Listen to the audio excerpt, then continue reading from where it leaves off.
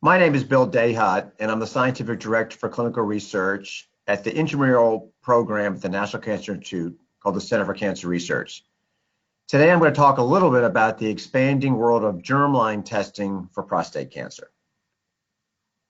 First, a little bit of background about who I am and where we work. So the Center for Cancer Research is actually part of the NIH Intramural Research Program. And we're one of the intramural parts of the NCI. The NCI has multiple major research funding entities, in which two are intramural. One is DCEG, which works mainly on epidemiology, and one is the Center for Cancer Research. In a lot of ways, we're a lot like a cancer center on the outside, only totally part of the intramural program of the NCI. Many of you are also aware of extramural funding areas such as DCDD, DCB, and others, which fund grants out of the research program for extramural collaborators. There are ways for intramural folks to collaborate with extramural folks, and that is something we'd like to talk to again sometime in the future. So it's really becoming important to understand that germline testing in prostate cancer is very important. And one reason we know this is important is that multiple men that have metastatic prostate cancer actually have germline DNA repair mutations. And knowing about these mutations clearly have an impact on treatment as well as about future screening for their family. A recent publication from the NCCN looked at the prevalence of germline mutations in unselected metastatic disease. And about 11 to 12% of men were found to have mutations, with the most common being in BRCA2, which is about 5.3%. When you go to men with newly diagnosed localized high-risk disease, probably about 6% of those men have germline mutations. Now, are these important? We really think they are in actually predicting not only treatment for men with metastatic disease, but also looking at the risk for developing prostate cancer.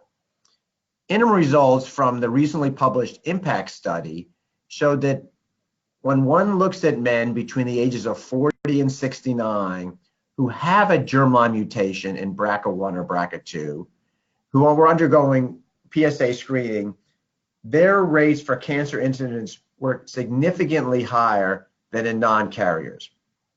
This was particularly notable in men that had BRCA2 mutations.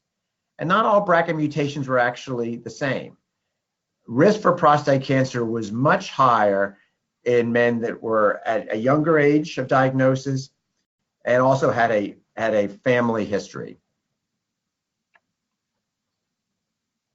So how do we support this?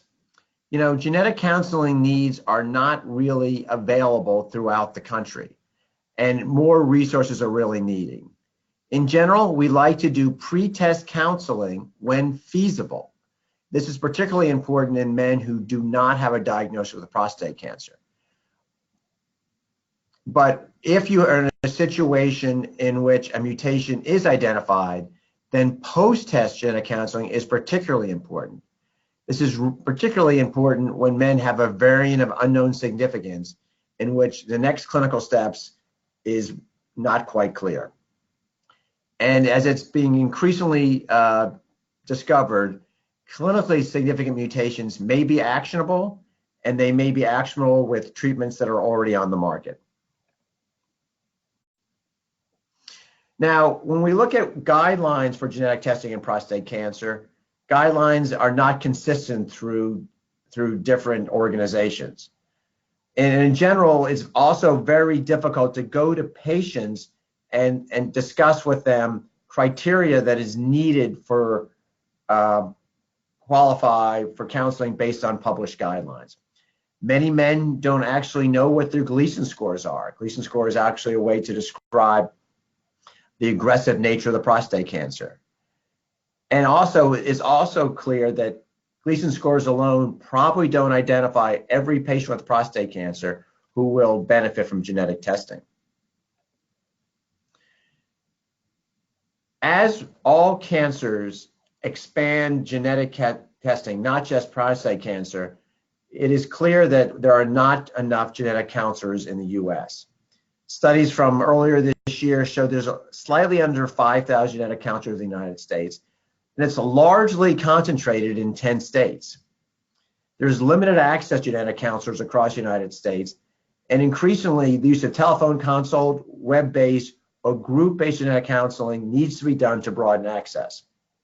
There are also a low number of training programs and low number of graduates, so this need is not going to be fulfilled by students currently in training. Now, at the NCI Intramural Program, we are working to increase the number of genetic counselors with a particular focus on cancer. We are expanding our program, which is a combined program with Johns Hopkins and others at the NIH, to increase more genetic counselors who have a particular focus in cancer. We have increased clinical rotations and increased support for genetic counseling research in cancer genomics. The link is listed on this slide. So the NIH is really looking at funding programs in which prostate cancer genetic testing is studied in more detail. This is done through multiple extramural funding divisions of the NCI, most notably the NCI Division of Cancer Control and Population Science. This is a group that really looks at implementation science. Many of these grants, such as this R01 that's listed here, is not focused only for prostate cancer genetic testing, but genetic testing and genetic counselors fits cleanly within this R01 request.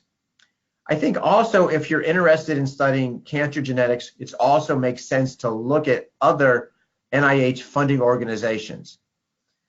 Dr. Doug Lowy, who's the acting director of the NCI, has made it clear that funding from any NIH organization will actually support your cancer center grant, not just from NCI. So here's some examples from funding from NHGRI and also NIMHD. Other organizations, which at least at this time, the funding levels are somewhat better and so much more favorable than it is at the NCI.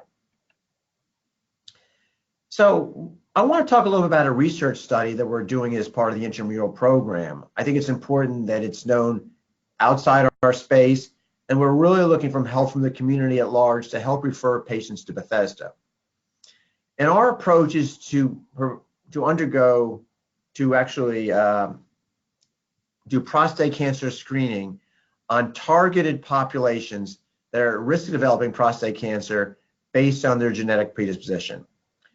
And the way our screening differs from others is that we're going to incorporate multiparametric MRI, which has been shown to be effective for the detection and local staging of prostate cancer.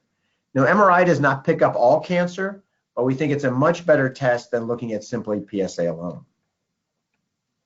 A little background on MRI.